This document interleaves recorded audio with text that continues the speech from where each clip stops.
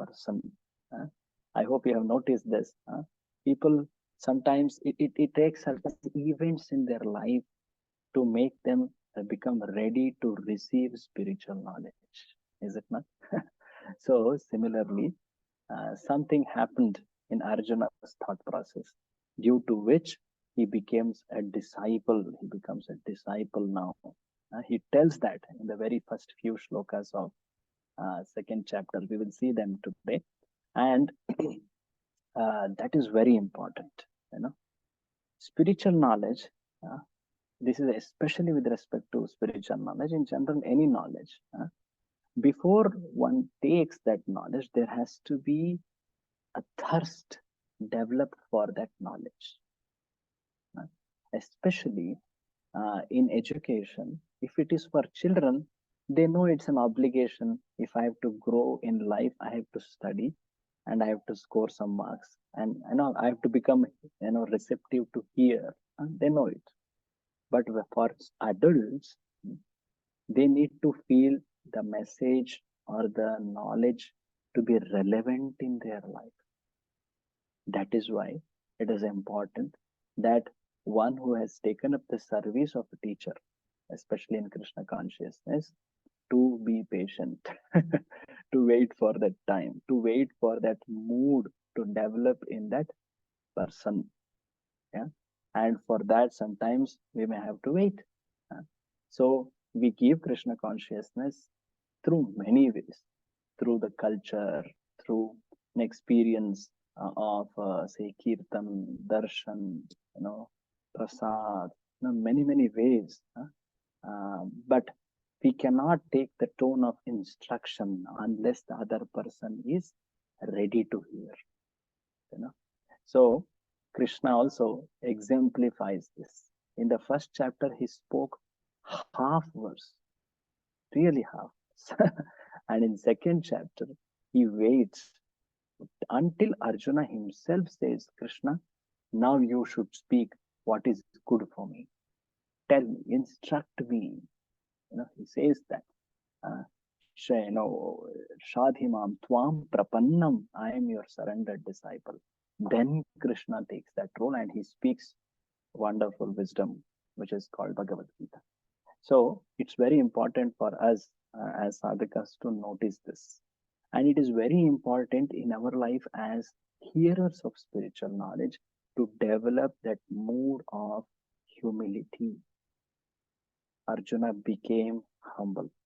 That's when he became receptive to hear, and he later became transformed. Humility is one of the important basic qualifications to receive knowledge. I don't know. I need to approach someone who knows. It could be a guide, mentor, spiritual master, someone like Srila Prabhupada. So that humility is important. That submission is important. As we saw in the spirit of Gita, the spirit of submission. So here it will come very, very clearly. We will see them through the shlokas. So let's go to the shlokas of second chapter, first verse. Let's go to them. What is the chapter called as? Someone please quickly say. Sankhya Yoga, Prabhuji. Gita summarized and Sankhya Yoga. So why Sankhya Yoga? Let me tell you words about it. Sankhya, what do you understand by this word Sankhya Yoga? You might have heard it in it's about Sankhya, Prabhuji, counting and numbers. Yeah. So what does that have reference in Gita? Counting numbers, how is it spiritual knowledge? Right, correct. Anyone? Hare Krishna, Prabhuji. Yes. Sankhya means counting numbers means we are made of 24, 25 materials. So you keep counting that you are not this, you are not this, and you finally arrive at that you are a soul. Very good, very good. Yes. So you basically enumerate. When we approach any problem, there is a method to approach what is called as analysis, wherein you basically rip open every component of that problem, and then you address it by component analysis. So that is called analysis.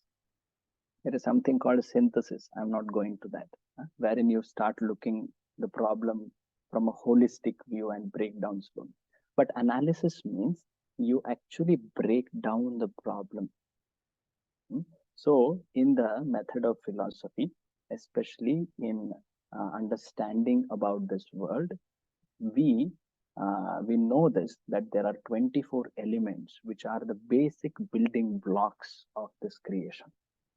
So it is a practice of a certain philosophers or followers of that philosophy to basically think that everything is made up of 24 items. And by that thinking, they develop a proper vision that how this material world is temporary. The illusion is actually not real.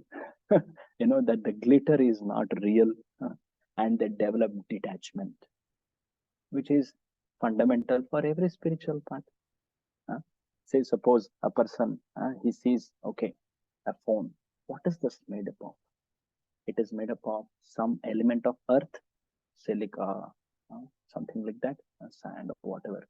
It is made up of some metal, say copper wiring, and some PCBs and things like that. It is made up of some fire element because fire was used in making this.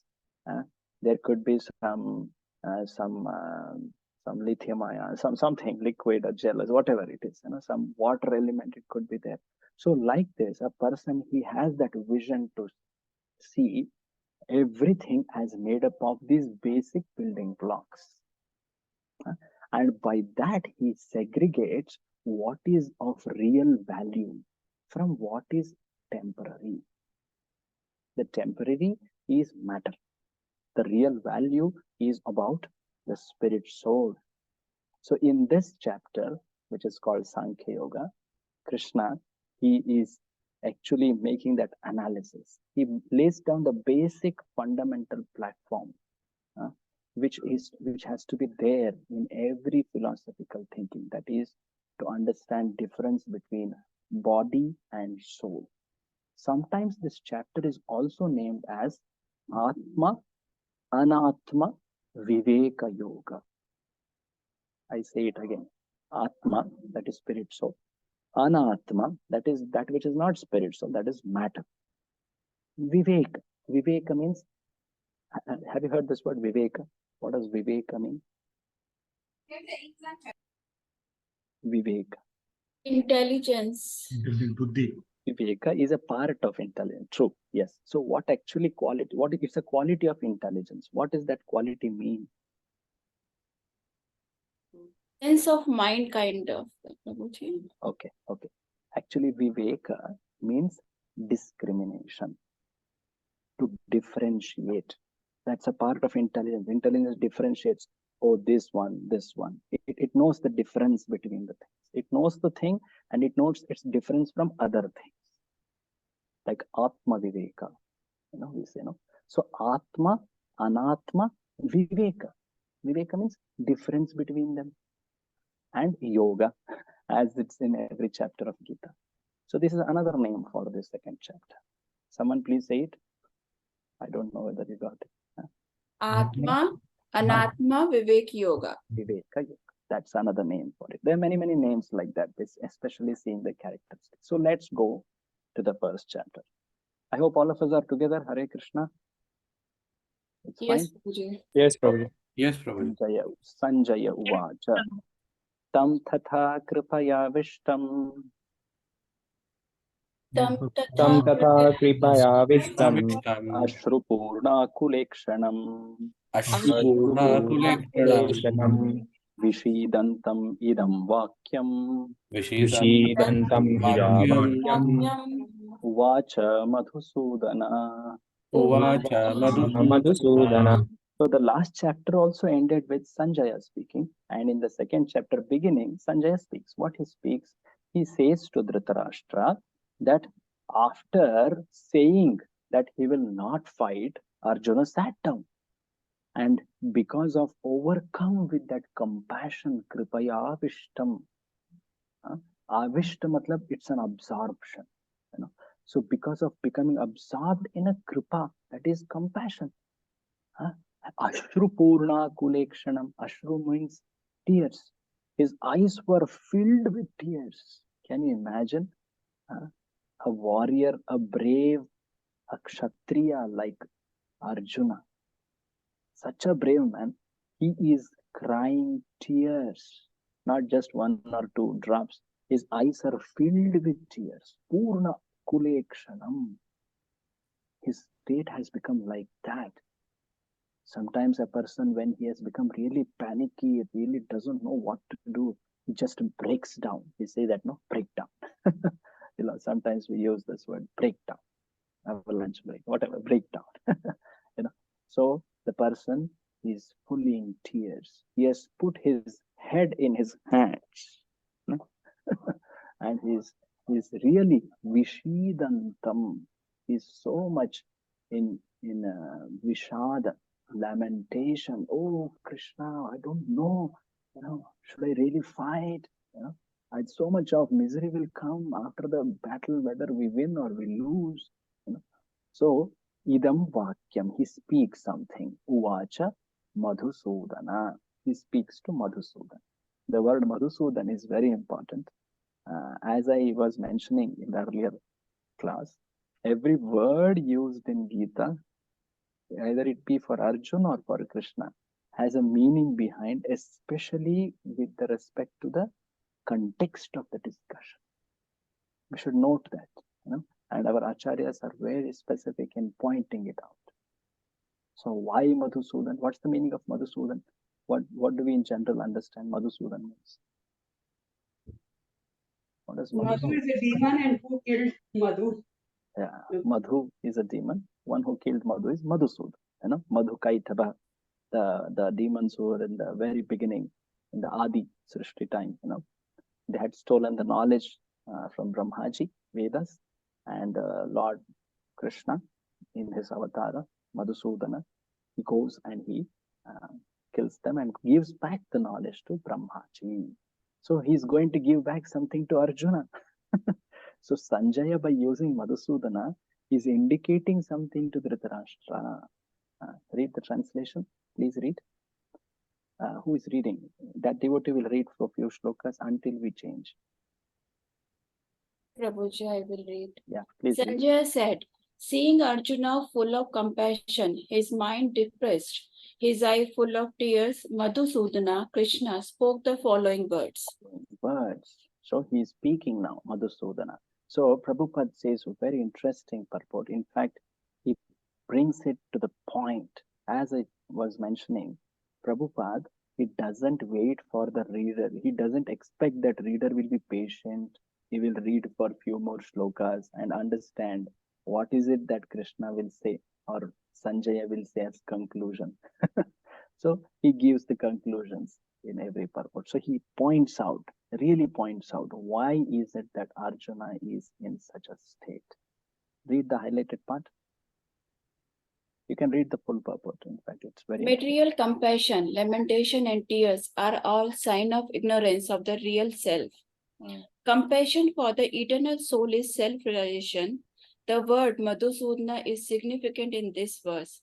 Lord Krishna killed the demon Madhu, and now Arjuna wanted Krishna to kill the demon of misunderstanding that had overtaken him in the discharge of his duty. No one knows where compassion should be applied. Compassion for the dress of a drowning man is senseless.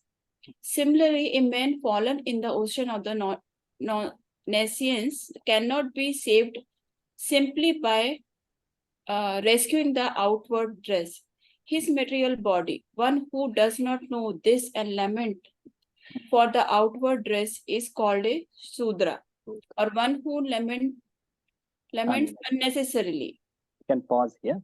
So, very interesting. Prabhupada tells the first statement, very interesting.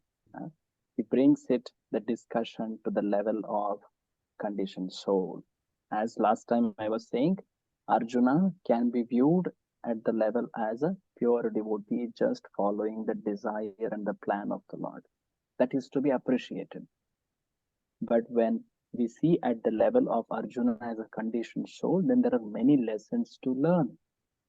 So here Prabhupada addresses, oh, Arjuna has taken up the role of conditioned soul and he's teaching something. What is it? That material compassion, lamentation, and tears are all signs of ignorance. Prabhupada puts it directly. So the shloka says, Kripaya Vishtam, compassion, such a noble quality, very important, very nice, very good. But here it's put as an adjective, material compassion. Compassion for the body, for the matter. That is material compassion. And we know the nature of matter, which Krishna will explain, that the matter will inevitably get destroyed. So one cannot lament for the loss of matter. The matter will deteriorate or degrade. That is, this body, which is made up of matter, will also go to end. And due to that, one should not lament. One should not fall into tears. That shows one's ignorance. So Prabhupada says, then what one should do? Should not one use compassion? Is it not a good quality? Yes, but when it is used for eternal soul. See, there are very nice qualities: kindness, compassion, humility, tolerance. Very noble qualities. These qualities have to be based on the spiritual knowledge. Otherwise, they can be very bewildering for the jiva. Like here, Arjuna. Is it not? So he is thinking, oh, these are my relatives. How can I harm them? How can I harm Bhishma? How can I harm Drona? He's all thinking like this. That's compassion.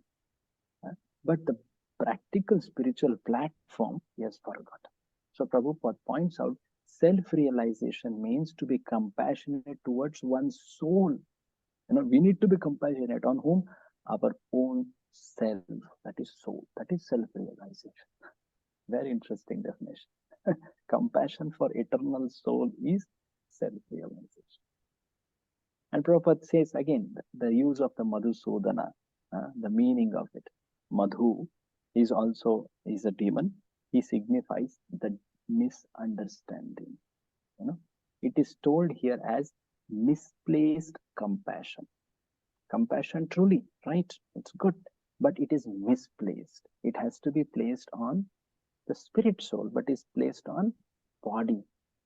So it is leading to lamentation and tears. So Prabhupada points out, no one knows where the compassion should be put.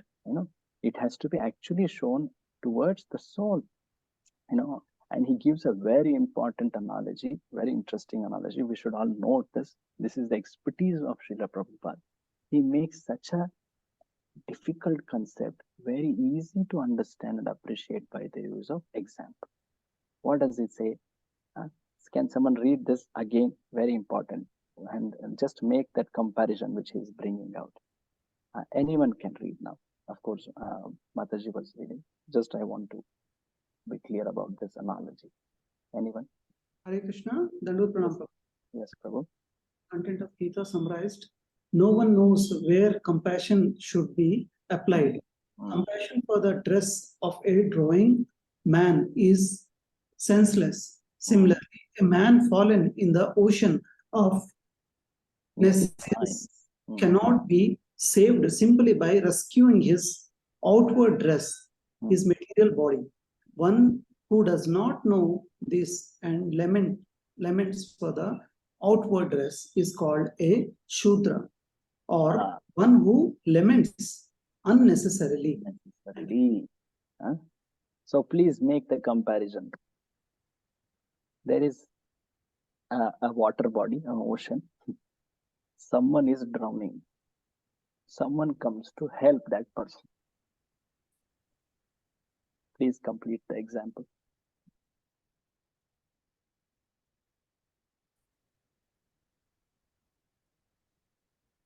Did you all get my question? Hare Krishna. Yeah. Hare Krishna Prabhuji. Yes, yes. It means that if you are going to help the person who's drowning and you only care about the dress he is wearing and saving only the dress, it's like saving the temporary thing, not the permanent thing.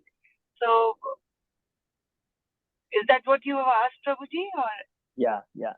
So very right, as you told it very well, correct.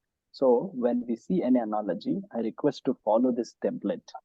I discussed this in the very first class, that you compare the different items of a material example with the spiritual concept. So there is an ocean here. What is the ocean compared to? material world. If you carefully see, Prabhupada uses the word. What is it? Nescience. Nescience. Nescience, of course, material world. Material world is a nescience. It's ajnana, avidya. Nescience means ignorance. So then a man is drowning. A man is drowning. He is a person and he is having dress. So what is the dress compared to? Prabhupada points out, see the analogy. Material body. See, please try to point out this way. We are all trying to scrutinize English study. So please be in that mood. Okay. Outward dress, that is material body. The person is compared to? The spirit soul. The spirit soul. So it's so funny that you save the coat or the dress of a person and not the person. Is it not? It's so funny, but it's something very starking, very thoughtful to think about. Compassion for the dress of a drowning man is senseless. Very interesting thought. Compassion. This is Prabhupada's expertise, actually. So other acharyas, they have just explained it, but Prabhupada brought a very interesting analogy. So what is told here is Arjuna is very worried about the relatives' bodies, and that's why he is fallen into lamentation. And though he is a Kshatriya, by lamenting, how is he acting as a Shudra? Shudra. There are many good qualities in Shudra. There are some qualities which are not very good. One of them is very attached to body, and due to which he laments when the body is in pain or is in suffering. So the other someone please mute. Okay, so Shudra is more absorbed in body. That's why he will lament when the body is in trouble. So when one acts more focused on body, that means he's acting as a Shudra. So Prabhupada says that Arjuna was a Kshatriya and this was not expected from him. So Lord Krishna, he is now going to relieve that ignorance. He's dispelling the ignorance in this chapter. So what he does, he teaches self-realization. Mataji, read this. Prabhuji. This chapter instructs us in self-realization by an analytical study of the material body and the spirit soul. As explained by the Supreme Authority, Lord Shri Krishna, the realization is possible when one works without attachment to fruitive result and is situated in the fixed conception of the real self. Real self. So, as we notice here, analytical, that word came, right? That goes to show the approach of Sankhya. The Sankhya refers to analysis, as I was telling earlier. So analysis is a method of problem solving, and that's what Krishna is going to do. So by breaking down the problem and by analysis, okay, here is the problem. Arjuna, the problem is here. Your definition, your initial step itself is a problem. Krishna is going to show that by analysis. So that's a very interesting way in which Krishna teaches. Okay, so now after Arjuna is after he spoke, now Lord is going to speak. Arjuna spoke in the earlier chapter, last sloka. Now Krishna is going to speak. Text 2. So usually Prabhupada does this method in which the very first purport of the Bhagavadgita chapter, in fact, Bhagavatam also, you can notice this. The very first purport, he summarizes, or sometimes we call it as synopsis, of the entire chapter he gives in that first purport. And the last purport of that chapter, Prabhupada will again summarize what all was there in the chapter, discussed in the chapter. This is the way a very good teacher does. What he says, he tells what he's going to tell, and he tells what he wants to tell, and then he will tell what he told. A synopsis, a content, and a summary.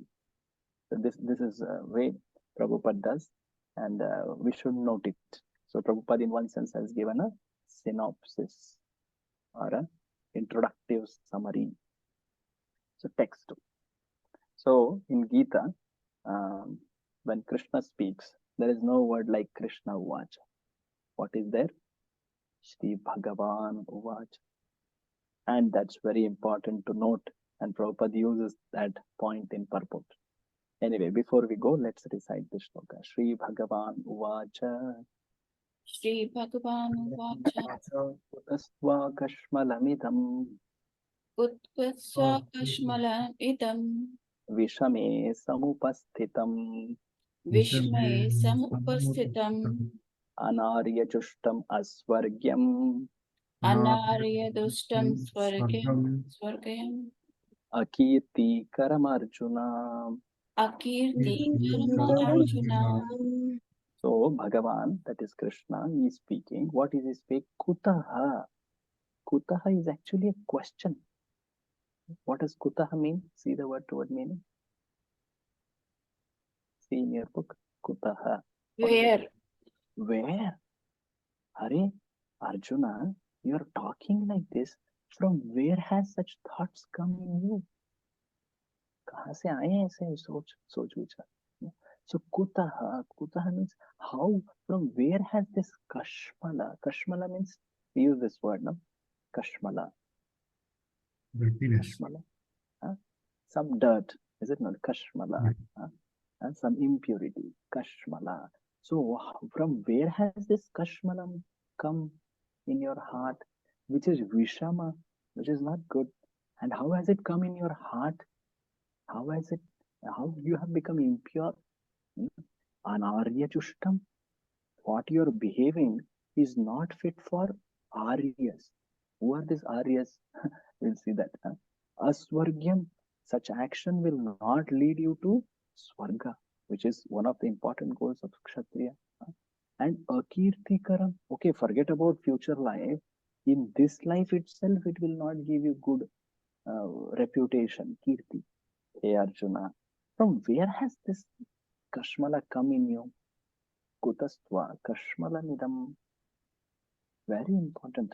See, if you have to, when you see someone acting not as you desire or not in a standard way, like suppose in a classroom, a teacher comes and he sees when very studious student, very well behaved student, sometimes starts playing pranks, is behaving wrongly. Then the teacher will catch, how come you behave like this? What is the feeling in that student when a teacher says like this? What kind of feeling comes in that student? Puzzled. Puzzled. Okay, puzzled.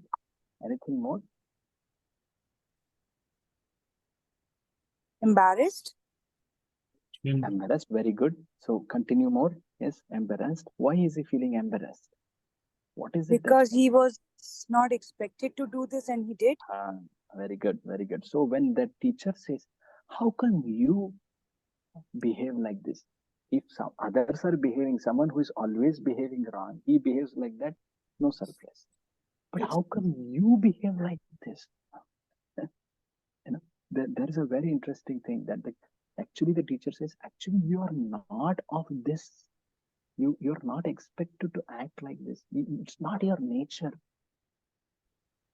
So what is it telling is the teacher is reminding the student of his actual nature, higher nature. This is one way in which a student can be encouraged to behave good.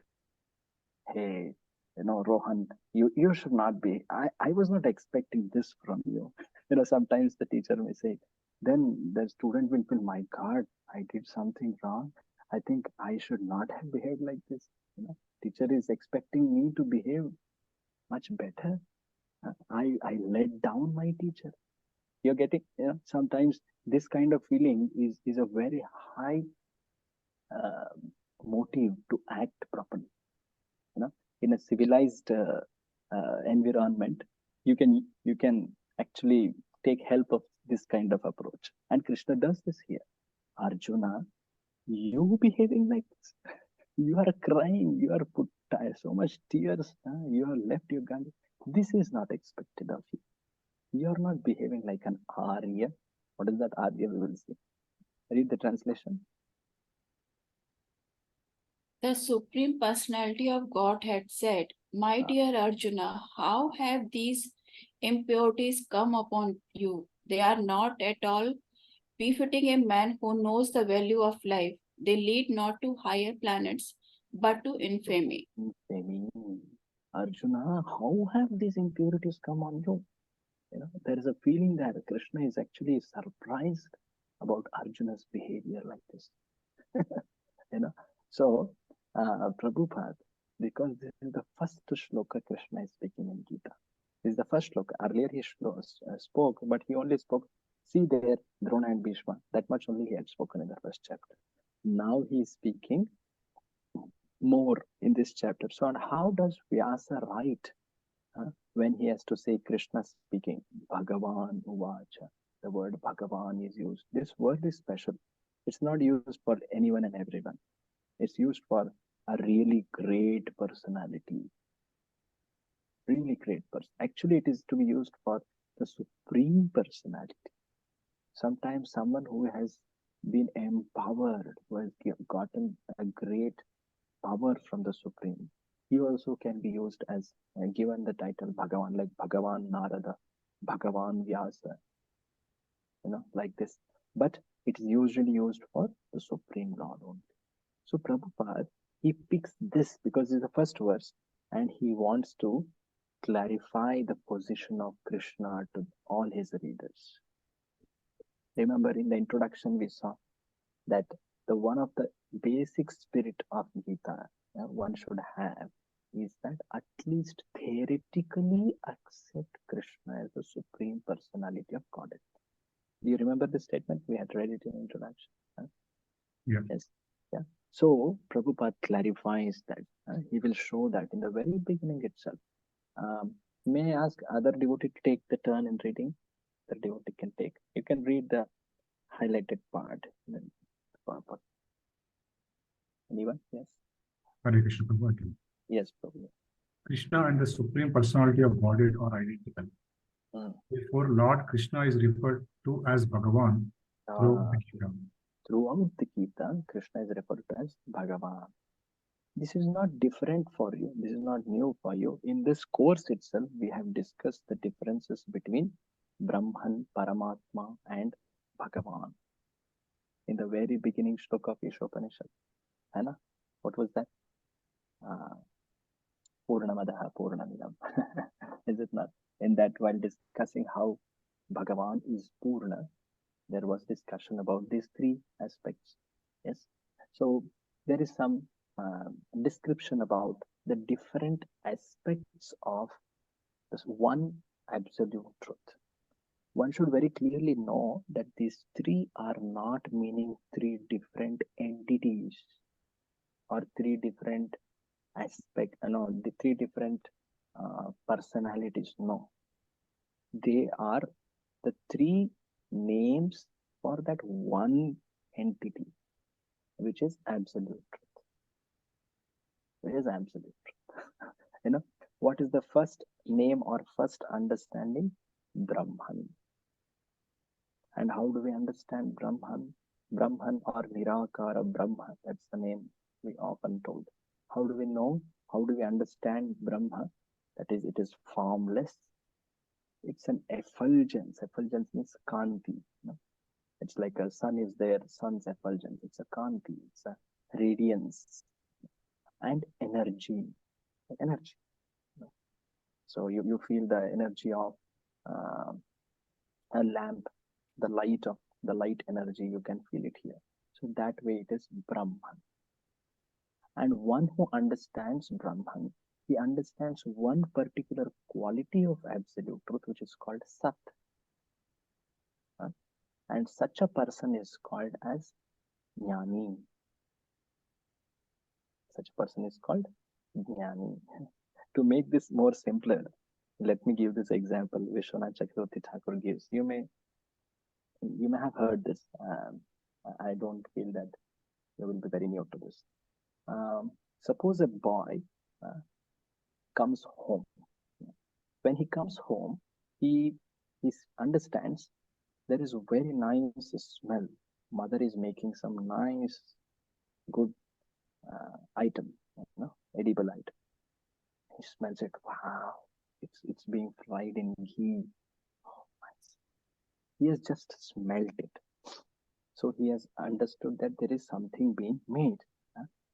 After some time, he keeps his chappals at the right place, like a good son. And then he washes his hands and he comes near the kitchen where his mother, she is with that sort.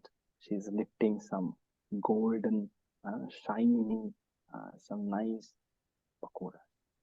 So he sees them pakoda. So what he earlier understood, the smell. Now he's seeing them. So now what is he understanding about that same element or that item? Smell plus Visual. form. Yeah, visual, correct. After some time, mother offers it to Krishna and she puts it on a plate. Now is the time to understand the most complete aspect of that pakoda, that is taste. Is it not? So when one has gotten pakoda in his plate and he's tasting, is he smelling? Surely. Is he seeing the form? Surely. Yes. And when he's tasting, he has gotten the full understanding of that item. Sometimes there could be pakoda which is sweet pakoda. Sometimes there could be pakoda which is spicy. Is it not? So, like that pakoda had three qualities: smell, form, and Taste. So similarly, this example is, I just replaced pakoda. Actually, the example is given of milk by Vishwanath Chakravarti Thakur. So he says, like this, is this new for you? Had you heard this? Hare Krishna? No, Prabhuji. No, Okay. Prabhuji. This is much simpler to understand. That absolute truth, that is the supreme truth, Parama Satya, is, you replace that pakoda with that supreme truth. And he has many qualities. The three important qualities, Sat, Chit, and Ananda.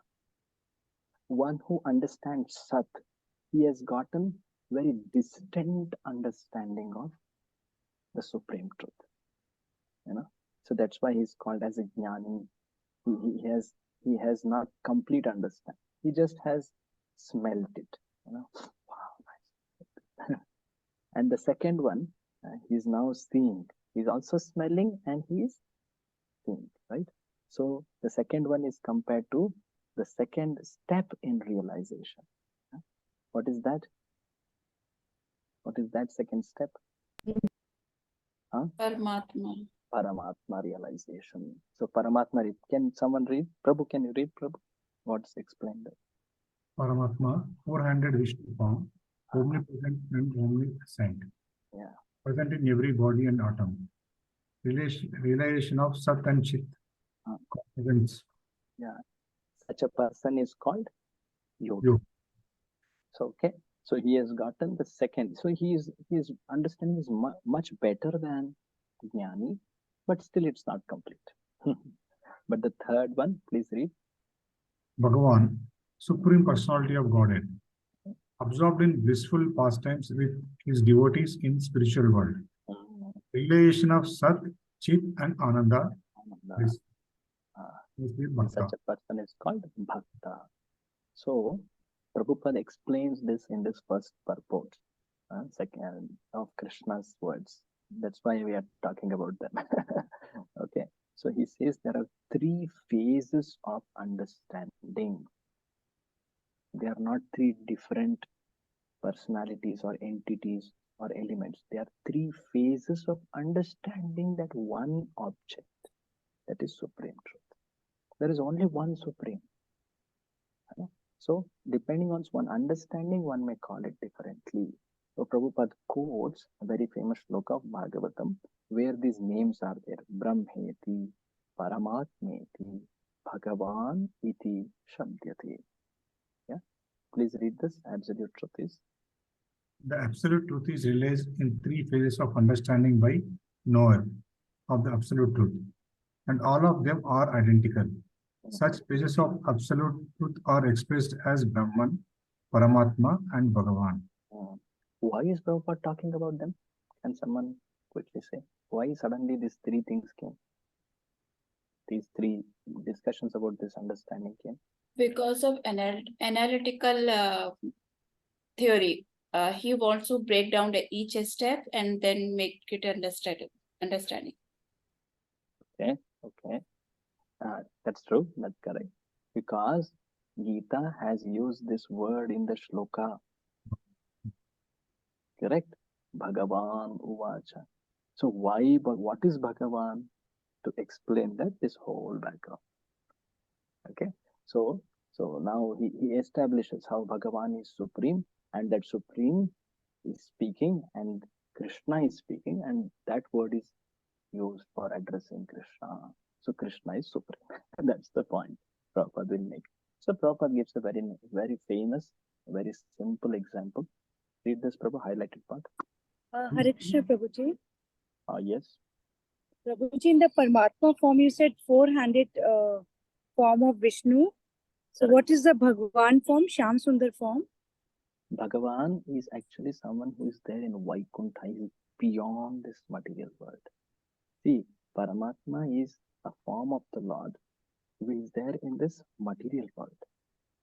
In everybody, even in an atom, In the as a heart. as a super soul, right? In everyone's heart, and also lying below all the lokas as Garbhodakashayi Vishnu, and also as Karanodakashayi Vishnu. You may have heard the three Vishnus, right? Yes. All these three are called as Paramatmas, but more famously, one who is in our heart, Kshirodakashayi Vishnu. So, of course, that form and the form in Vaikuntha is very similar, but yet in Vaikuntha there is much more, and especially when it goes to Goloka, it's complete, it's perfection. So when we talk about Bhagavan realization, it could be meaning Vaikuntha, that is Bhagavan Vishnu, Krishna. So Krishna, sometimes you will see Bhagavan Narayana, that word also is used. Bhagavan Krishna. So more famously, Bhagavan word is used for Krishna. And Prabhupada will say, why is that so? Because even between Vishnu and Krishna, Krishna has exhibits the qualities in its most complete form. So that's why that word is more properly put for Lord Krishna, like that. Prabhuji, I have one more question, Prabhuji. Yes. So the first manifestation or the Purusha avatar is Mahavishnu or Karnadakshayi Vishnu, right? Correct. And the second is Garbhodakshayi Vishnu, from where whose navel Brahmaji comes, right? And after that is Shirodakshayi Vishnu, who is present in everybody. Correct. So the Shirodakshayi Vishnu manifestation happens after Brahmaji is born, or it happens before that? Okay, in that sense. Actually, to say Garbhodakashayi Vishnu, the sequence of creation is like this, that Garbhodakashayi Vishnu, he creates the basic building blocks, the 24 elements, you know. And then he manifests that lotus from his neck. Brahmaji appears. So Brahmaji does tapasya for a long time, and then Lord appears to him and he gives him instructions, and then Brahma does what is called secondary creation. He uses those 24 elements and he creates something more. The bodies, the 8.4 million species, which we say. And then the souls who were in Suptavastha, Avyakta Avastha, in the body of Garbhodaka Vishnu, because in the earlier devastation, they had gone back to the body of Vishnu, if it's partial annihilation. So they get the bodies. So they actually take the bodies according to their karma. You know, Paramatma actually supervises that. And when they take the body, actually Paramatma also expands. Garbhodakshai Vishnu also expands. You know, so and he goes as Kshirodakshai Vishnu. So Kshirodakshai Vishnu is another Vishnu who has a planet called Shvetadvipa. He's staying there. And that same Vishnu, he also expands in every atom, in every, along with every Atma, you know. So like that, he, in one sense, pervades. Vishnu, the very meaning of Vishnu means he pervades. Vyapti. Sarva Vyapti, that's the word used. So Vishnu. So that's the explanation which is given. Actually, to say all these three Vishnus, we don't say someone is inferior, someone comes late, someone comes, but it's just a sequence, you know. So we need not say that, oh, Brahma ke baad ye Vishnu aaye, so ye shayad inferior, you know, not like that. You know, we can even understand that Kshirodakshai Vishnu was already there, and Brahma came, and after Brahma created, that Kshirodakshai Vishnu expanded. So we need not put that sequencing, and that sequencing should not lead us to understand that, oh, this Vishnu came later than Brahma. No, not like that. Thank you so much, Prabhuji. It was a long due doubt in my mind. Yeah. You can read actually Srimad Bhagavatam, 2nd canto, 4th and 5th chapter.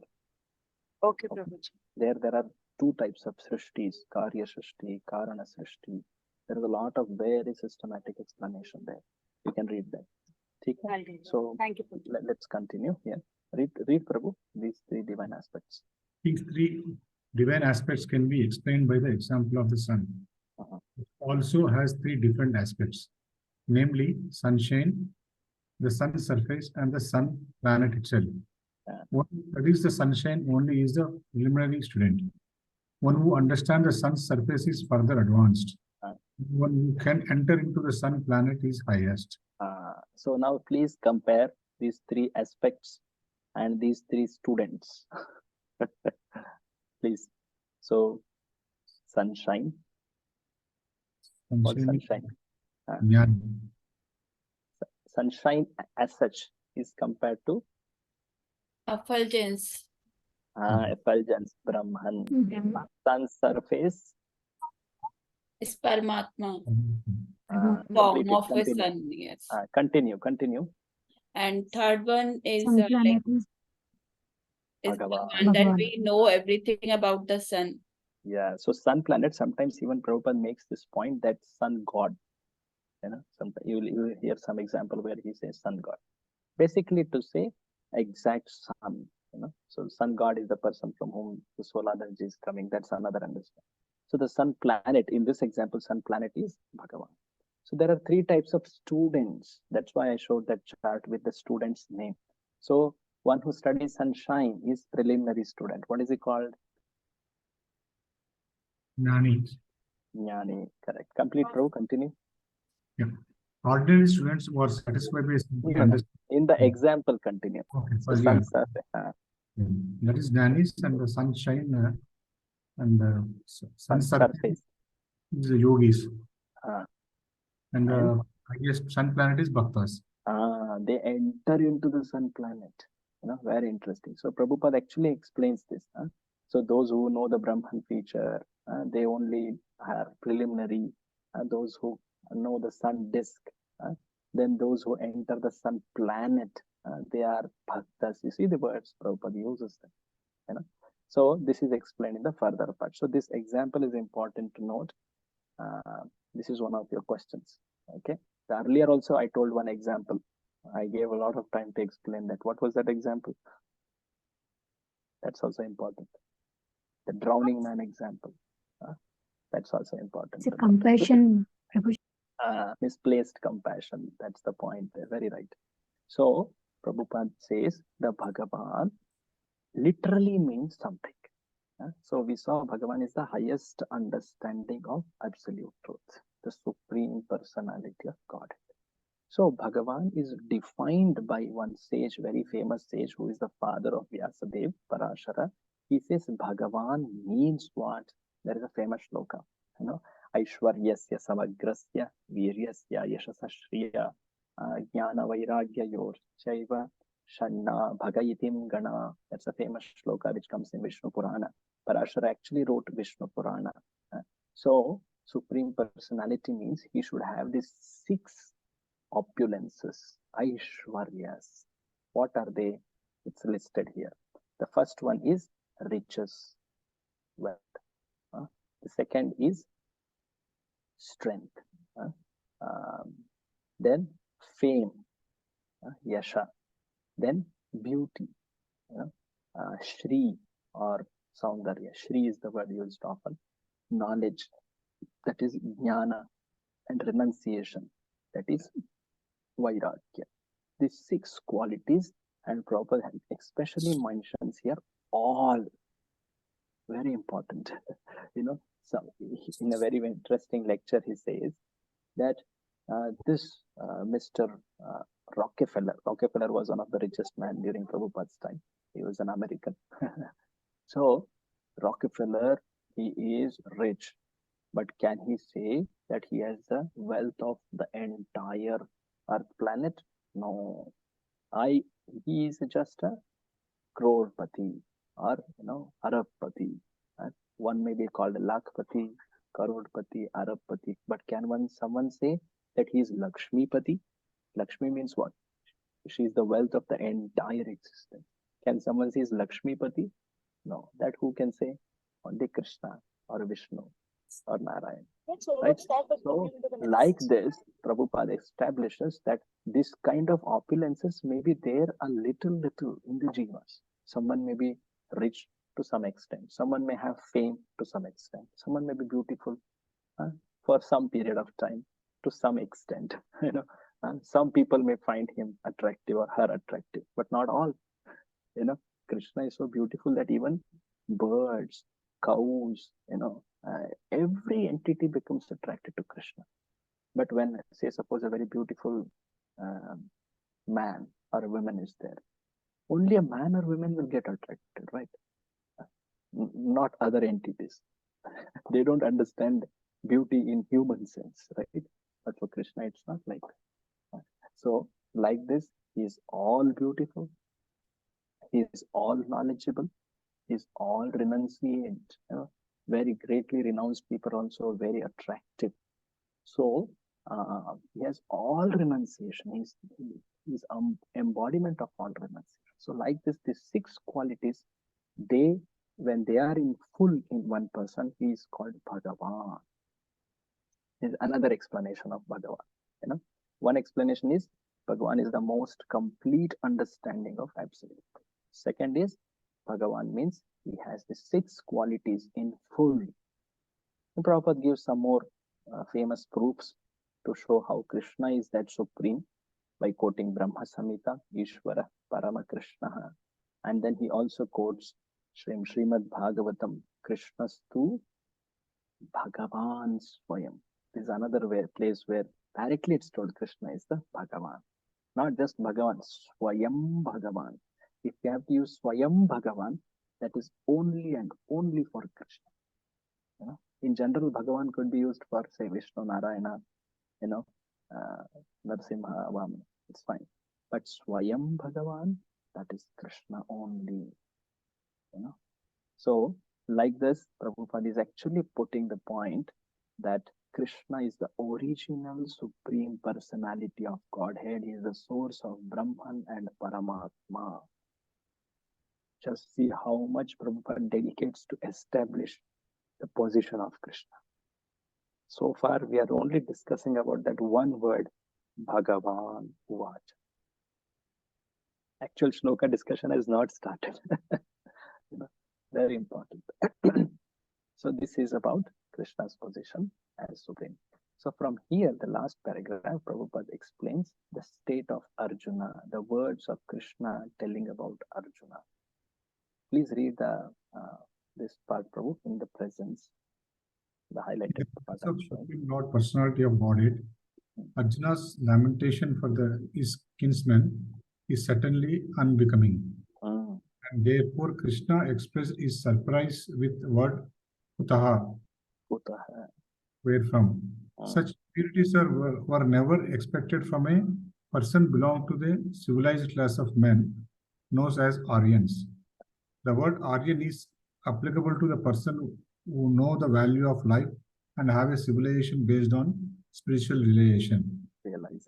So what does Aryan mean? Yeah, Arya mean? What does Arya mean? Life or carefully see, proper defined it. Value of life, who knows value of life. One who knows the real value of life. Or a civilized man. That's called Arya. Actually, this word has gained a lot of political meaning in today's world, is it not? There is a famous society called Arya Samajis. You know, and of course, because of some ill-intentioned people, they have made Arya means some superior class of men, and they have invented some new class called Dravidian and Aryan, and they have coined a term called,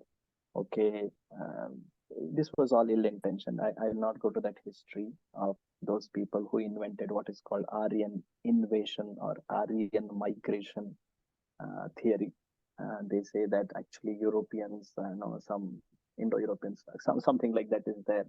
The point is, there was even a great dictator who took this theory in his hand, Hitler, and he claimed actual Aryans are we Germans, and all these uncivilized people, we have to basically, wipe them out.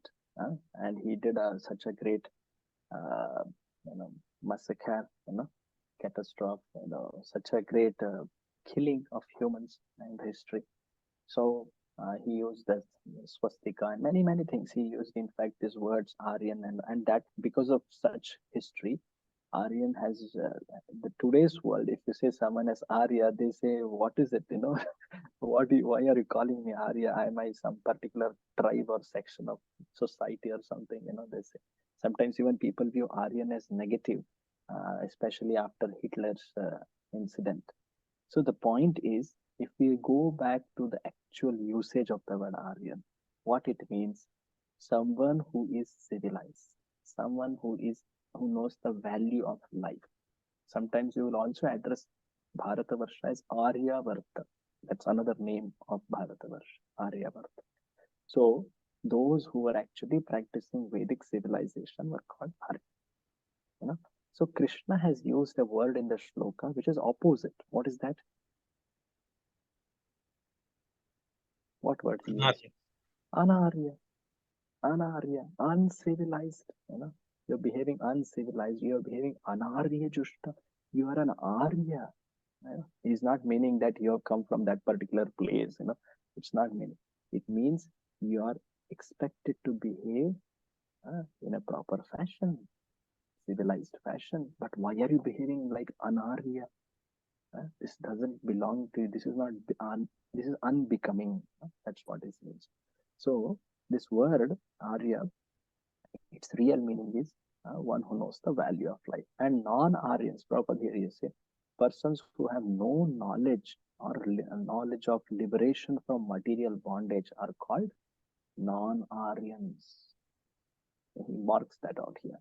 So although Arjuna is a Kshatriya, he is deviating from his duty for fighting by giving, it's acting as if he's covered, kaya. So he's behaving like that, which is like a non-Aryan. Such a behavior is not helping one in spiritual life. non-Aryan. So in spiritual life, one should at least be behaving well. There is a lot of emphasis on proper behavior, Vaishnava behavior, we say. So, and doesn't even give him good fame. So Krishna is actually not approving the compassion of Arjuna. Very important. Sometimes people say Bhagavadgita is a message of compassion. Yeah, but compassion for what? Not for the body. It's compassion for something much more than the body, which includes the body. It's not that one is denying the compassion for the body, but there is much higher understanding. That is compassion for the eternal spirit soul. That's called self-realization. It's a very long purport, but I hope we could follow it. So in the beginning, Prabhupada explains about the understanding of Bhagavan, and later he explains the shlokas meaning. Is it clear? Should we go ahead? Hare Krishna. Yeah. Yes, Prabhuji. Okay.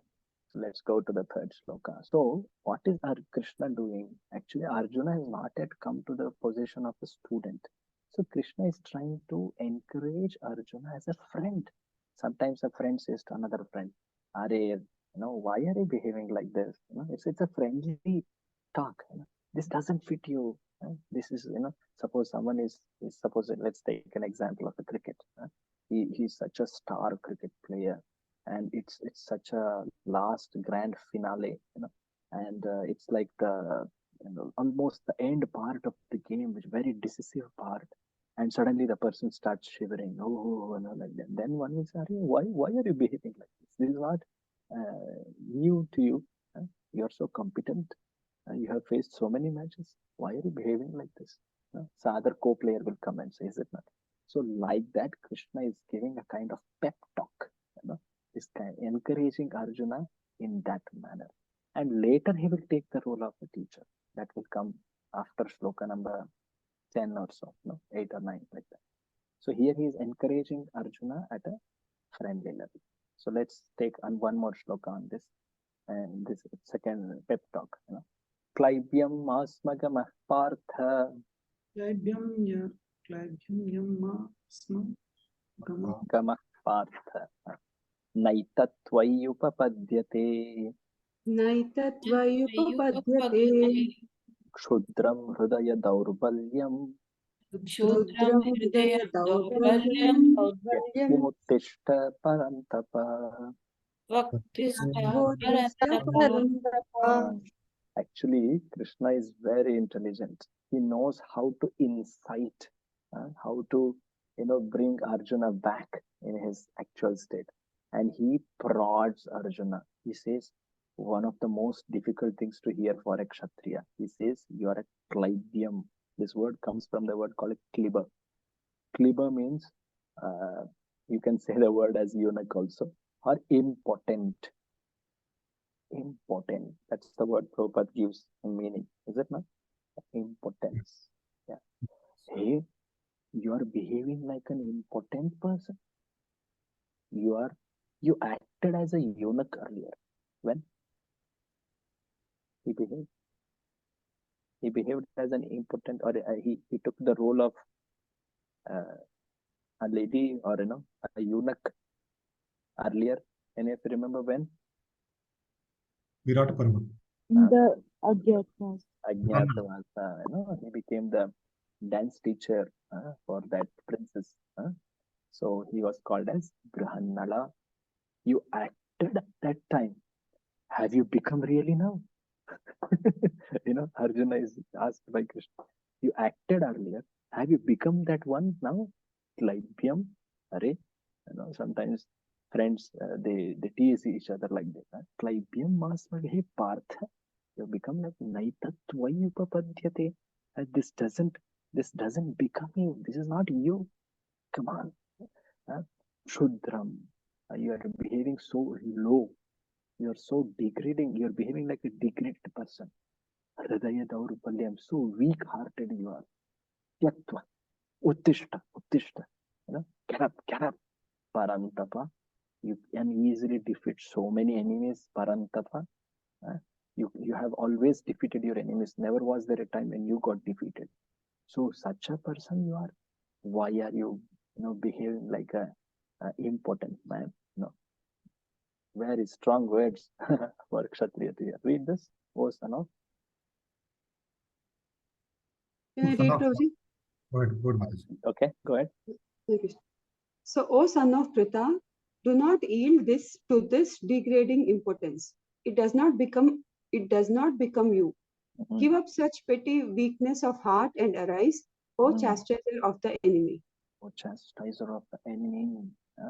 Actually, Prabhupada explains the words used here, Partha. Why Partha? Because actually Krishna is also related to Arjuna. Krishna is like a cousin to Arjuna. Arjuna's mother is aunt of Krishna, that is Kunti. She is also called as Pritha. That's why son of Pritha. So Pritha means Kunti. Hey, you are my aunt's son. She is such a noble lady. She is, belonging to Kshatriya clan. And you should not behave like this, And do you know who are your parents, Arjuna? Why are you behaving like this? Sometimes he will say, hey, Bharata, there was this great king called Bharata. Such a great king he was. And you are coming in that lineage and you are behaving like this. It's like, making a person, chalo, no, I will get up and fight now. So it's that kind of a word actually for a Kshatriya to hear. So Prabhupada says, you are a Kshatriya, but do not become only for namesake Kshatriya. Act properly. Do not become an unworthy Kshatriya. So Prabhupada says, Krishna said, therefore Krishna said that such an attitude in Arjuna is not expected, did not fit his personality. Arjuna may say, oh no, I am trying to respect my elders, Bhishma and relatives. But he told that this respecting this compassion or magnanimity is all weakness of heart. Don't say that this is all compassion, this is all hridaya daurbal. This is not approved by anyone. You are behaving as if you are non-violent. This is all hridaya daurbal. In one word, Krishna, in two shlokas, Krishna discarded all that excuses which Arjuna told. And basically, he is making him understand the true knowledge. Actually, he has not yet started speaking the knowledge, but he is inciting to behave so that according to higher nature. Arjuna, you belong to such a higher nature. You are an Arya. You belong to your mother of such a great lady, Pritha. You are easily defeating so many enemies, chastiser of enemies. Don't behave like this. This doesn't fit, like that. So, such way Krishna is trying to motivate Arjuna. But Arjuna, he has some excuses to say no. Remember, he has not yet come to the position of student. He is still talking at the level of friend. So Arjuna says some argument, something to counter what Krishna told so far. And Arjuna uvacha katham bhishmamaham sankhye Katham bhishma aham sankhe dronam cha madhusudana dronam cha madhusudana ishubhi pratiyotsyami ishubhihi pratiyotsyami pujarha arisudana. Hey Krishna, Madhusudana, what are you saying? These people, Bhishma, Drona, they are to be offered flowers, not arrows. You are telling me to shoot at them? They are fit for my worship, my puja. Elders have to be worshipped. They are called Pratah Vandaniya. First thing a person does in the morning is go and stand in front of the elders and offer respect, touch their feet. I should be doing that, and you are telling I should shoot at them? Hey Arisudana, you can destroy the enemies. Should we destroy our friends and relatives? Does that what you mean? Like that, Krishna is asked by Arjuna. Very interesting question, shloka here. Read this. Hare Krishna. Yeah. O killer of enemies, O killer of Madhu, how can I counter-attack with arrows in battle men like Bhishma and Drona who are worthy of my worship? worthy of my worship. So there's a small purport. Read the whole purport. Respectable superiors like Bhishma, the grandfather, and Dronacharya, the teacher, are always worshipable. Even if they attack, they should not be counterattacked. It is general etiquette that superiors are not to be offered even a verbal fight. Even if they are sometimes harsh in behavior, they should not be harshly treated. Then, how is it possible for Arjuna to counterattack them? Would Krishna ever attack his own grandfather, Ugrasena, or his teacher, Sandipani Muni? There were some of the arguments offered by Arjuna to Krishna. Krishna, you are telling me to attack or shoot at my grandfather Bhishma. Will you do that for your grandfather Ugras? You are telling me to fight against Drona, and will you do that for Sandipani Muni, who is your teacher? See, it's so nice. Actually, this conversation, we should actually understand the feelings which are going between these shlokas. And that's what we see in these purports. And that makes it very, very relevant for us. Actually, Bhishma and Drona, they represent something. Bhishma represents a mundane family connection, and Drona represents a kind of mundane morality, which one should rise above to make spiritual progress. So, Krishna is asked by Arjuna, will you do that? These elders are to be always respected. They are fit for my worship. I should offer them flowers, not arrows. So like this, he is countering the arguments. You told that I am behaving as if I'm a Hridaya Daurbalya, I'm an important man. No, I am behaving properly. And then he goes on to say furthermore in this next shloka, I should never even think of fighting them, forget about killing them. If I kill them and even if I become victorious, it will be such a infamy. Whatever I get after defeating and killing all my relatives, it will all be tainted by blood. Rudhira Pradithan. Very interesting word. Let's see this shloka. Gurun ahatva hi mahanubhavan. Gurun hatva hi mahanubhavan. Shreyo bhoktum bhaikshyamapi haloke. Shreyo bhoktum bhakshayam api loke. Atvartakamanstu gurun ihaiva. Atvartakamanstu gurun ihaiva. Gunjiya bhogan rudhira pradigdhan. Gunjiya bhogan rudir pradigdhan. Brave, these are all Mahanubhavas, my gurus. They should not be killed. You are telling me to kill, O Krishna? What kind of Shreya is this? What is this going to help me? It's better that I do bhiksha. I leave the battle and I do begging. If I win over them by killing them, then what I get, bhoga, that is this rajya, and it will be tainted by blood. See this word, rudhira pradigdha. This is a very important word. See the meaning of this, word to word meaning of this, rudhira pradigdha. Check your book. Rudra is blood. Pradigdhan means Tainted with. Tainted with. Tainted means it's glued with, Oh no, it's such a, say suppose we want to buy some fruits. If we get some market, something is lying on it, some unclean thing, we discard that fruit, we'll not buy that fruit, right? Forget about having some blood on that fruit. This is so impure. Can someone use that kind of fruit for his purpose? How can one think of enjoying such a fruit which is filled with blood, which is tainted with blood?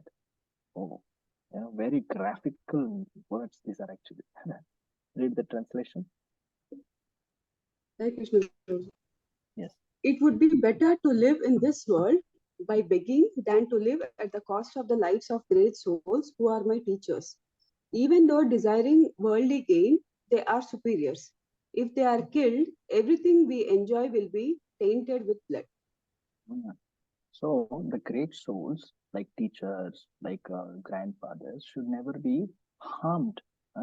In fact, there are very special cases, very special circumstances which make one, in fact, abandon such an elder or a teacher. It's told in the Shastra, Prabhupada writes here, according to scriptural quotes, a teacher who engages in an abominable action and he has lost his sense of discrimination is fit to be abandoned. Like in Bhagavatam, you will see that there was a great king who abandoned his teacher. When that teacher came in the way of offering something to Lord Vishnu. What was that? Vamana avatar. Vamana, yes. So that avatar was Vamana. The king was Bali. Whom did he abandon? Shukracharya. That's not the spiritual master of the Asura. So you will not see this happening often. Only in such very special cases when the Guru has behaved really opposite to Shastras. He's telling a student taking away from Lord, like then only he's fit to be abandoned. Otherwise, no. So here it's told Bhishma and Drona have actually taken the side of Duryodhana, which is adharma, and they have not to be seen in that respectability. They are fit to be killed. They have taken the side of adharma. That's the logic which Prabhupada is explaining here, which is actually proper logic in understanding. So Krishna is told by Arjuna that these elders are fit to be worshipped, not by arrows but by flowers. And then it's told that how can I kill them? Forget about harming and harm. You're telling to kill them? No. It will be an impure result after killing them. Enjoying a fruit which is tainted with blood. Oh, what are you saying, Arjuna? Then Arjuna comes to one more step, which is explaining the fifth reason of Arjuna's for not fighting. What was the fifth reason which was left to be discussed? 4 were discussed. One was left now. What was that? First one was compassionate, the quality of Shudra. Yeah. But the fifth reason, first compassion, loss of enjoyment, and like this we saw 5. Decisiveness, Prabhu. Loss of fear of sinful reactions, destruction of family tradition. One more was left. We told that Indecisiveness. Indecision. So that comes in this shloka. Na chaitad vidma kataranno gariyo.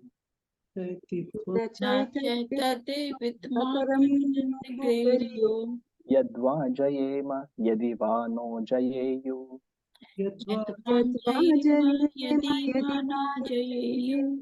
Yaneva hatva na jijivishamas.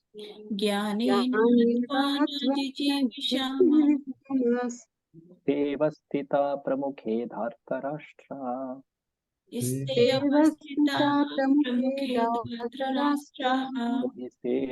I don't know. Nacha etad vidma. Vidma means to know. I don't know what is good for me, what is better for me. Gariya. Kataran, what way I should act which is better for me? These are elders. I should not think of in shooting arrows at them, forget about killing them. At the same time, they are standing with Duryodhana, who is such a adharmi. Yadva jayema yadva no jayeyu. Whether in winning or in not winning, that is losing this battle, I don't know what is good for me. Should I kill them or should I let them leave? What is that I should do, oh Krishna? Which is a question of Arjuna. So falling basically into complete confusion, indecision. He's not able to decide. In both or in any way he takes decision, he's only seeing inauspicious. That means confusion. What is better, he doesn't know. Read the translation. Nor do we know which is better, conquering them or being conquered by them. If we kill the sons of Dhritarashtra, we should not care to live. Yet they are now standing before us on the battlefield. Should I fight and kill them? Should I fight and not kill them and only kill Dhritarashtra's sons? Should I leave the fight and go for begging? What I should do? He is completely confused. So in that sense, he actually goes, and the next shloka comes to the mode of practically falling to the knees. So Prabhupada says some very interesting statements here. Read the highlighted part. All these considerations by Arjuna definitely proved that not only he was a great devotee of the Lord, but he was also highly enlightened and had complete control over his mind and senses. His desire to live by begging, although he was born in the royal household, is another sign of detachment.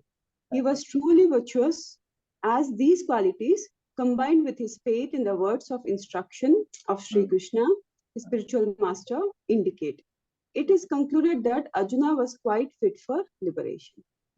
So though these qualities also indicate his weakness, his not so favorable for them. But other side, if you see, he is actually very thoughtful. He knows what consequences one will face if one takes this particular step of action. He's so thoughtful, and in fact, he's ready to even leave the battle and take to begging. That itself shows, Hari, he is so noble, man. So in that sense, one can also see good in Arjuna, and these qualities are important. We should notice them. Actually, when we go to connect some people to Krishna consciousness, we see some good qualities in them, right? And those people, when we say, oh, this person really can become very nice devotee, is a potential devotee, is it not? So to receive the knowledge of Krishna consciousness, especially Atma Jnana, in this chapter which is going to come, these qualities are very, very favorable. So Prabhupada is putting that. He's already showing how detached he is. He's so enlightened. He knows the consequences of actions. He has that control. He's not acting in haste. He's not acting in anger. No, he's so thoughtful person he is. So such a quality is making Arjuna fit for liberation or the knowledge of Atma Jnana, like that. So from text 6, we saw the quality of the excuse of indecision, and at text 7, Arjuna really falls into knees. He is bending. He actually goes into that position of a student. This is the shloka where we can see the role change. Arjuna, till now, he was speaking as a friend. Now he understands, I don't know what is good for me. You tell me, O Krishna. You have to explain me. You know it better. Till now, I was not understanding or realizing your supreme position. You tell me. So, very important in spiritual progress, one should always have this attitude.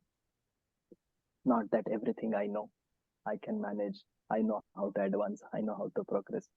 Such kind of attitudes will not help, especially Maya, material energy, is so surprising at certain times. It can knock us down with the most unexpected emotion, like here Arjuna, with the emotion of compassion, he is knocked down. Usually we think, oh, lust, envy, anger, but here with compassion, he is knocked down. He is so knowledged, he is learned, yet he is fallen into bewilderment, some moha, and this is something which we should notice. And a very important practical lesson comes from this shloka, and Prabhupada gives a very important purport in this shloka. One of my personal favorites to this shloka is, yes, Srinivas. Yeah. Prabhu, this sign of detachment, no? Is it for material body is thinking a detachment, or still is attached to his guru and he's detached from the position of the king.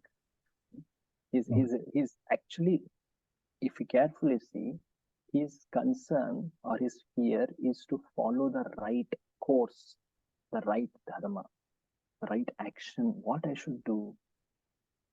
He's not acting, oh, I am a king, so I should fight. No, he's ready to know what is the right thing to do and do that. He's fearful of a wrong choice. So that way, he's detached. He's not attached to that kingly position. That is the level of detachment. Of course, it goes ahead. The much deeper understanding will come later.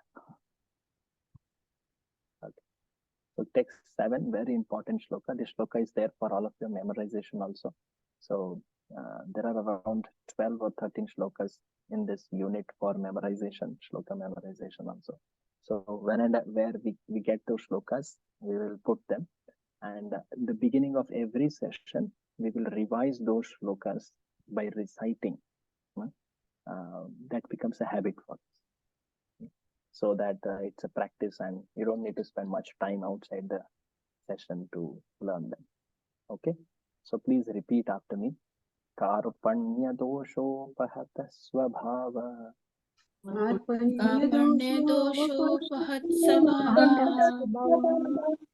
Pritchami tvam dharma sammudha-cheta.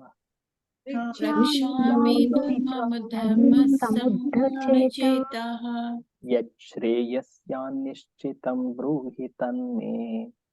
Shishyasteham shadhimam tvam prapannam.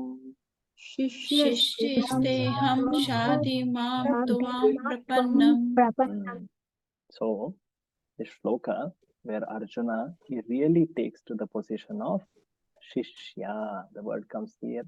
Shishyaste aham. I am your Shishya. Shadhimam. What's the meaning of Shadhi? Sanskrit Shadhi. Just instruct. Instruct. Shadhimam. Instruct me. I am your surrendered soul. Prapannam. Prapanna, I am like the word we use, Prapanna Parijataya in that shloka. Prapanna. Actually, why he came to this position? Because I have been afflicted. Apahataha Karpanya. This word Karpanya, this is very important. Prabhupada expands on this word for a lot of purport. There is a dosha which has come on Arjuna, which is called Karpanya, which is actually very crippled mentality. Sankuchita bhava, it's crippled, kripana, that word will come. Because of that, I am apahata swabhava. I am not able to understand what is the right thing. Prichhami, I am asking you, please tell me, yat shreya, tell me what is good for me. Nishchitam, tell me for sure what is good for me. Hey, Bruhi, tell me. He's actually fallen into the knees and is begging in front of Krishna. I am dharma sammudha. I don't know what is the real duty for myself.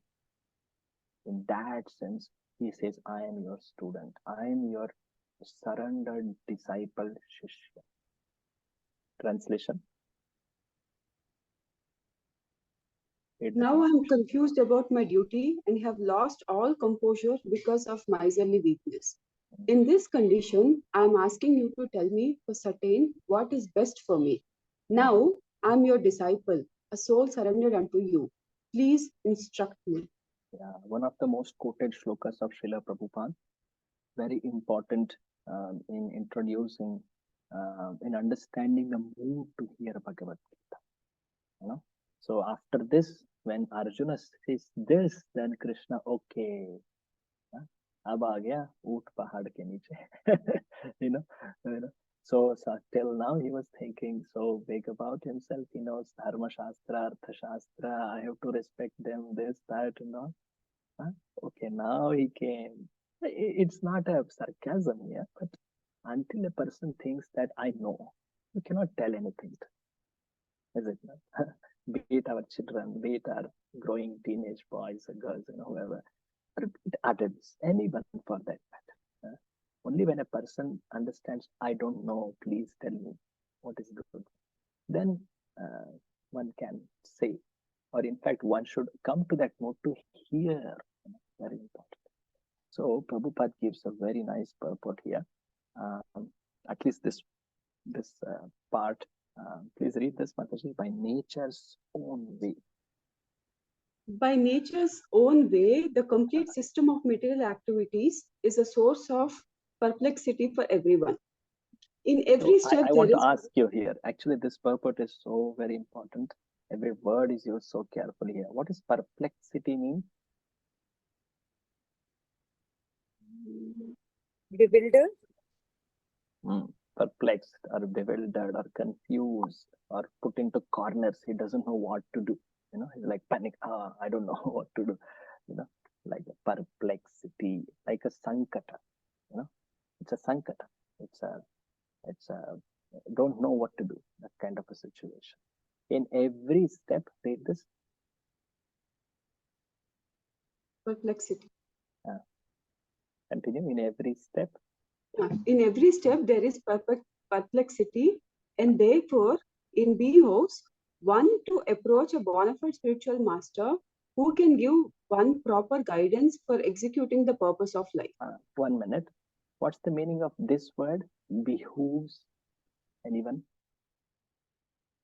Prabhupada uses his choice of words is so perfect actually. You know, he was an expert in language. He knows what's the right word to use. What's behoove mean? See the dictionary. You can see it online too. I want all of you to please check because this is such an important topic.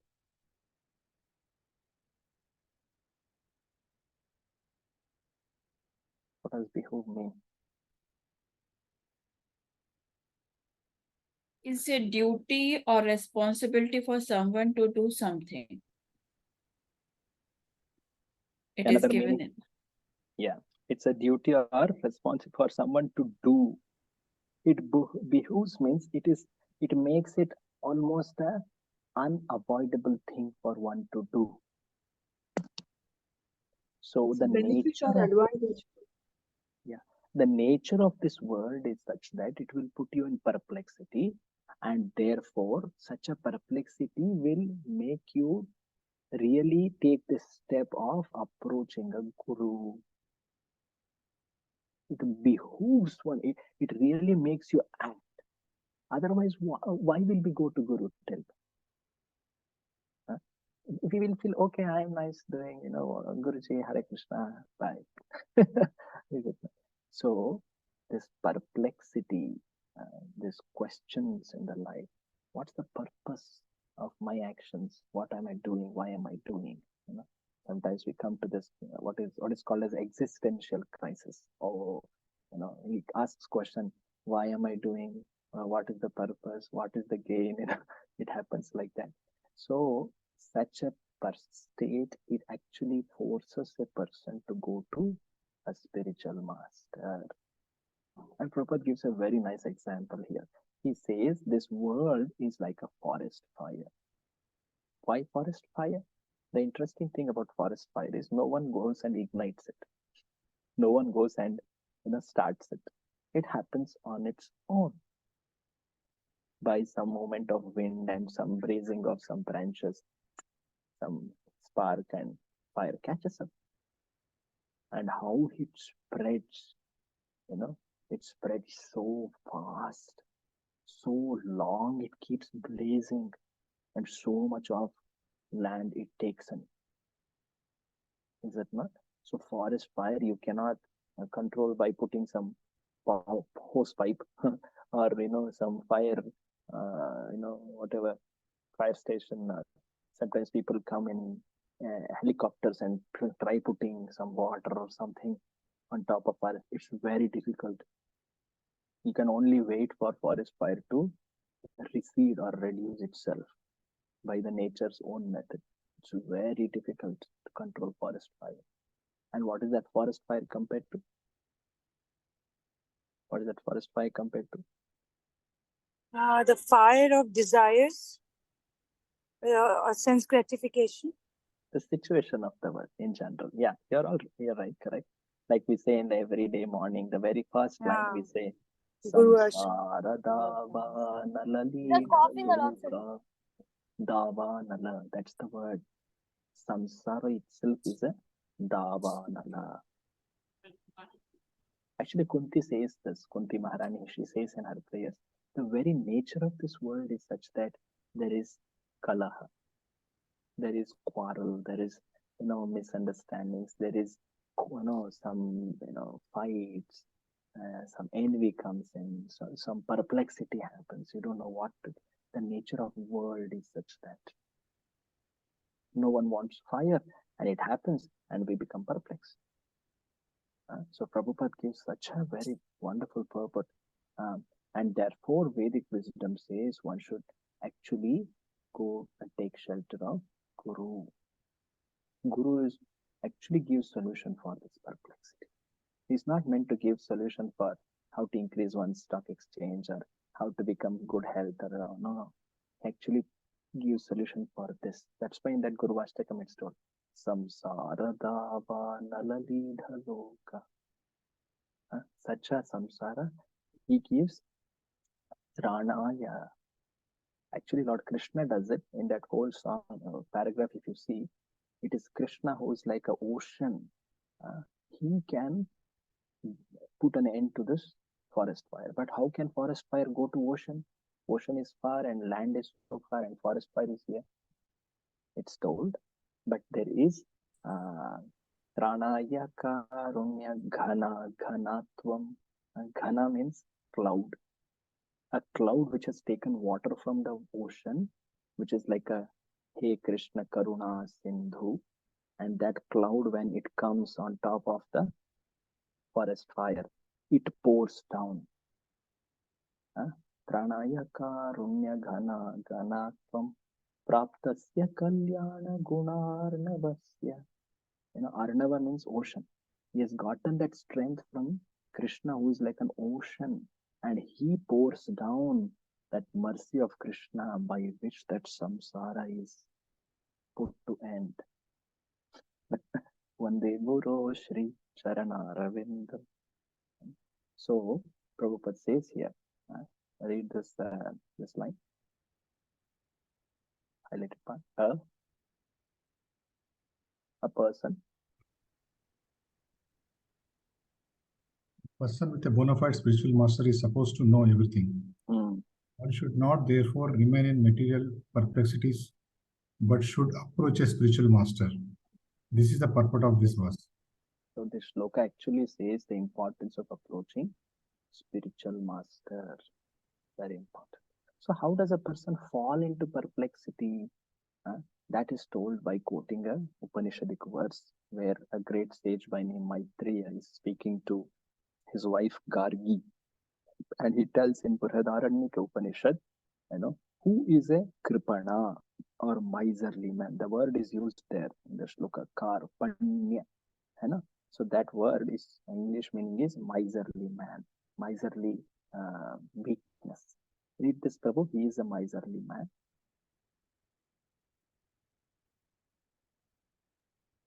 He is a miserly man who does not solve the problems of a life as a woman, and who thus quits this world like the cats and dogs, without understanding the science of self-realization.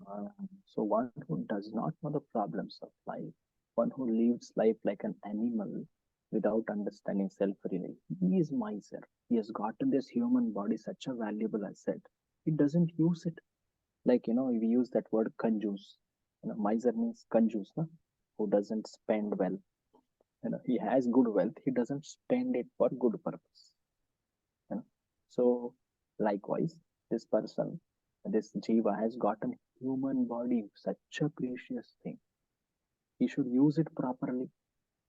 Instead, he is using for some animal activities. So his proper usage of human life is to solve the problems of life. That is self-realization, atma sakshatkar. So he is a kanjus. What is he not using? Wealth. Which wealth he is not using? Human life. Human life. That's why it's called kanjus or miser or kripana. In other sense, the word is used called as brahmana. Brahmana means one who has knowledge, who really knows the value of things. So brahmana, he is intelligent. He knows how to utilize this human life to put an end to the problems of life. So that way, Prabhupada explains the kripana and brahmana. These two words are, please important, note them. Kripana means miserly person. That means a person who doesn't know the importance of human life, who doesn't use it properly to put an end to problems of. And Brahmana means? What does Brahmana mean? In this Intelligent expression. person who uses the human life. Uses human life for problems of life solved. Yeah. Especially birth, death, old age, disease, they are the problems of life. So Prabhupada says ahead, so Kripana is one who thinks very short, narrow-minded. Another meaning is Kripana means to think narrow. He's thinking about his own family, society. It's an attachment related to the body. But Arjuna, he should not act like Kripana. Read this highlighted part, being intelligent. Being intelligent, Arjuna could understand that his affection for family members and his wish to protect them for death were the causes of his perplexities. He could understand that his duty to fight was awaiting him. Still, on account of miserly weakness, he could not discharge the duties. Therefore, asking Lord Krishna, the Supreme Spiritual Master, to make a definite solution. Offers himself to Krishna as a disciple. He wants to stop friendly talks. Talks between master and disciple are serious. Now Arjuna wants to talk very seriously before recognized spiritual master. When we talk between friends, we may agree or not agree. But when it is between Guru, when we are hearing something from Guru, we cannot say, I don't agree with you, Guru. No, that is something which should not be done. With Guru, one should just submissively accept. So here Arjuna is surrendering to Krishna, the person. Sometimes some people explain this meaning. They wrongly explain, telling, oh, what is told to Arjuna is to surrender to someone who is beyond Krishna, who is impersonal. Krishna is just a form which has come from that impersonal. So they say like that. See here, foolish mundane scholars explain that one should not submit to Krishna as a person, but to unborn within Krishna. This is actually Mayavadi understanding. They don't accept Krishna as a supreme person. They make Krishna as inferior to Brahma. So they explain Krishna and the Krishna's within is different. This is the explanation. And such a person cannot truly understand Bhagavadgita. So Prabhupada explains in that manner. So this shlokas purport very important. Prabhupada in the beginning explained about perplexity. You may remember it by the example of forest fire. How forest fire, no one, starts it and it happens, and one is perplexed. One cannot put an end to it. Just see, such is the state of ours. So Arjuna, Krishna may think, Arjuna, you are telling this because this war is there. That's why you are making me as your teacher and you are my student like that. No, Krishna. Even if I win this battle, still this problem will remain. I am not asking this solution only for this battle. I want the solution for the entire living. How should I live in this world? This broadens the scope of Bhagavad. He says, Nahi prapashyami mama anupadyad. Nahi prapashyami mama punudya. Yat shokamuchoshanam indriyanam. Yes, chokam uchosanam indriyanam. Avapya bhuma vasapatnamriddham. Avapya bhuma vasapatnamriddham. Rajyam suranam api chadhipatyam. Rajyam suranam api chadhipatyam. I'm not asking because I want to win this battle. That's why please guide me. No, oh Krishna, I'm not asking like that. Even if I win this battle, even if I defeat all my enemies, no more enemies in this world for me, and I gain even heavens, still this problem will continue. This is a problem of existence in this world, which is filled with perplexity. Tell me what exactly to do. in this world at all situations. Read the translation. I can. I can find no means to drive away this grief which is drying up my senses. I'm not able to dispel it even if I win a prosperous, unrivaled kingdom on the earth. The sovereignty like demigods in heaven. Even if I win the battle, I gain the whole of planet or even heaven, Swarga as mine. Still, I will not be able to dispel this or solve this difficulty of mine. So Prabhupada says, read the highlighted part, Prabhu. Academic Knowledge, scholarship, high position, etc. are all useless in solving the problems of life. Help can be given only by a spiritual master like Krishna. Therefore, the conclusion is that a spiritual master who is 100% Krishna conscious is the bona fide spiritual master. See, he can solve the problems. Yeah. So, see, we all want to learn something. We increase our knowledge. Many of you must be graduates, postgraduates, postdocs, or scholars, or you will attain high position in the society. Yeah, that's helpful. Anyway, anytime any person takes some knowledge, it's always helpful. And that knowledge will help him solve certain problems of life.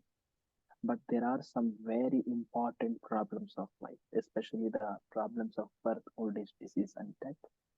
To put an end to such a problematic life itself. So for that, what comes to help? What type of knowledge?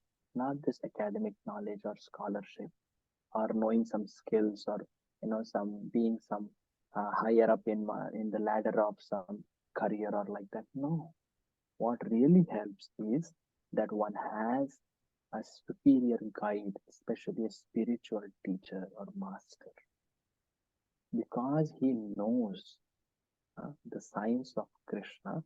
He can help us rise above these problems and take us to Krishna. That's the point here. So of course, Prabhupada is saying all are useless, but we should know the context of discussion here. The discussion context is that Arjuna has fallen into such a dilemma. Yeah. So he is very qualified in terms of his skills. Even Shastras also he knows a lot, but yet that could not help him in this situation. Especially the purpose of life. Very, very important. And that's going to be taught by spiritual master. So Prabhupada says the qualities or qualifications of spiritual master, it's not that a spiritual master or guru is to come from a particular material birth. He has to be a Brahmana or he has to be a sannyasi. No, not really. One who knows the science of Krishna. Prabhupada says, this is from Chaitanya Charitamrita. Yai Krishna Tattva Vetta Sei Guruhai. The teacher is not necessarily a Brahmana or a sannyasi. No, one who knows the science of Krishna. Actually, this is told by Sri Chaitanya Mahaprabhu in the discussion with Ramananda Rai. So, Chaitanya Mahaprabhu shows this. Hey, Ramananda Rai, you know Krishna Tattva, so you teach me, you are my Guru. He's himself Supreme Lord, but he's exhibiting this mood. Someone who knows a lot of skills of being the highest varna in the society, that is Brahmana, Vipraha. He knows a lot of mantras, tantras, he knows a lot of karmas, he's Visharad or expert in them, but he may not be a Vaishnava. Such a person may not be, cannot be qualified as a spiritual teacher. A Vaishnava Guru na syat. But a Vaishnava who is born in a low family, but he is serving his spiritual master and Supreme Lord, he is fit to be a spiritual master. So Prabhupada says here, the problems of material existence cannot be counteracted by accumulation of wealth and economic development. That's why you will see so many, in fact, people who spend their whole life to gain this, sometimes become most frustrated. Is it not? So they may spend their whole life, but they forget that the important thing is to solve these problems, due to which I will always be dissatisfied. Prabhupada says that's why in the countries or places of full wealth and economic development, so many problems are there. And that is start by Srimad Bhagavatam, how to put an end to that. Read this highlighted part of if economic development.